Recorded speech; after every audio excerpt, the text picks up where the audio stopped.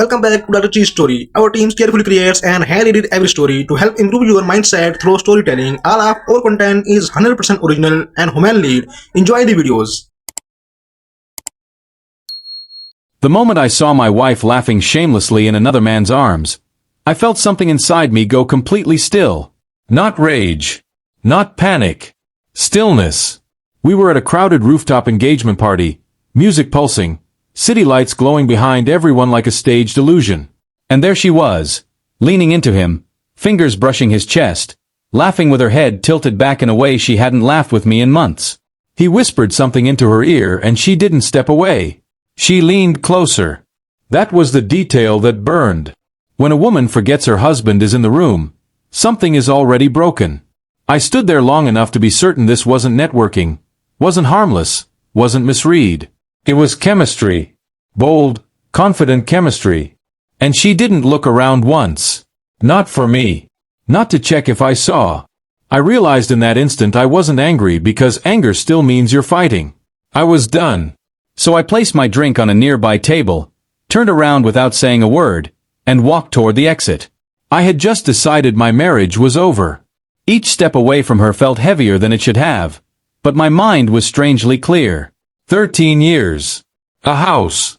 Shared plans. Shared grief. And yet it all felt replaceable in that moment.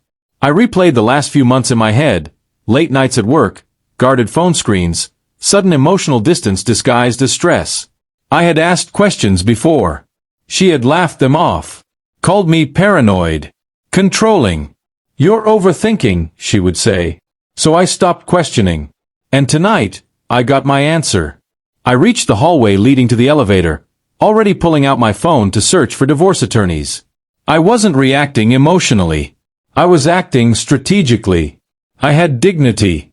And dignity doesn't beg for attention. My hand touched the elevator button. That's when I heard it. My name. Shouted. Not soft. Not embarrassed. Desperate. Urgent. It cut through the music and conversation like a crack in glass. I froze. I didn't turn immediately. I expected excuses. Lies. Maybe tears. What I didn't expect was what came next. He's my brother, she shouted. The entire rooftop went silent. Conversations died mid-sentence. Even the music seemed distant. I turned slowly, convinced it was the most desperate excuse imaginable. But when I looked at her face, it wasn't guilt I saw. It was panic. Real panic. She rushed toward me, breath uneven. Half-brother, she corrected quickly. I found out 3 days ago. Dad told me before surgery. My brain struggled to process it. The man standing behind her looked just as shaken. We did a DNA test, he said carefully. It's confirmed. I stared at them both. The laughter I had witnessed. The closeness. The intimacy. Suddenly it didn't look romantic. It looked overwhelmed. Like two people trying to process something massive. Why didn't you tell me? I asked quietly. Her eyes filled instantly. Because I didn't know how. We haven't been talking the way we used to. I was scared. That hit deeper than jealousy ever could. Not betrayal. Distance. She pulled out her phone with trembling hands and showed me hospital messages from her father. Photos. Test results. Emotional texts about discovering they shared the same crooked smile, the same childhood habits. The proof was undeniable. My anger dissolved into something heavier. Realization. I had almost ended my marriage without asking a single question. Pride had nearly made a permanent decision based on one moment. Around us, guests were whispering, unsure if they had witnessed scandal or revelation. The man, her brother, extended his hand awkwardly. I'm sorry it looked wrong, he said sincerely. I shook it, my emotions still catching up. 10 seconds ago I was ready to call a lawyer. 10 seconds later I was standing in the middle of a family secret decades in the making. That kind of shift humbles you. It forces you to admit how fragile perception can be when communication fades. We left the party together, not in disgrace but in silence thick with reflection. In the car, she told me everything. How her father confessed about another child before he married her mother. How guilt had eaten at him for years. How she met her half-brother twice before this event, trying to process the shock privately. "When you walked away," she whispered, "I thought I lost you." I gripped the steering wheel tightly. "I almost left," I admitted. That truth scared me more than jealousy ever could, because I realized how quickly I chose exit over inquiry. I had assumed instead of asking. I had concluded instead of confirming. And if she hadn't called out in those 10 seconds, I would have ended 13 years over a misunderstanding that could have been resolved with one question. That realization changed me.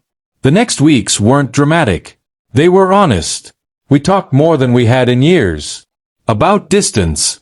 About how easy it is to drift into routine without noticing the emotional gap forming between you.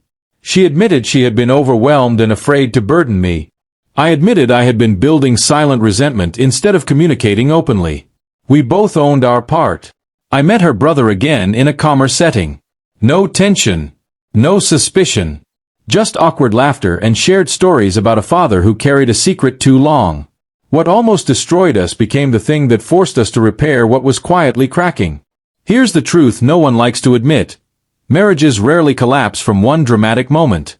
They collapse from silence. From assumptions. From pride that moves faster than patience. I saw my wife laughing with another man and believed it was betrayal. And maybe in another version of that night, it would have been. But in this one, it was revelation. 10 seconds separated divorce from destiny. 10 seconds between walking out forever and standing still long enough to hear the truth. That night didn't destroy my marriage. It rewrote it. I turned my back ready to end everything. Her next words froze an entire rooftop and forced me to confront my own certainty. The bombshell didn't shatter our lives. It exposed how close we came to shattering them ourselves. And sometimes, the strongest move isn't walking away with pride. It's turning around long enough to listen before you lose something you can never rebuild.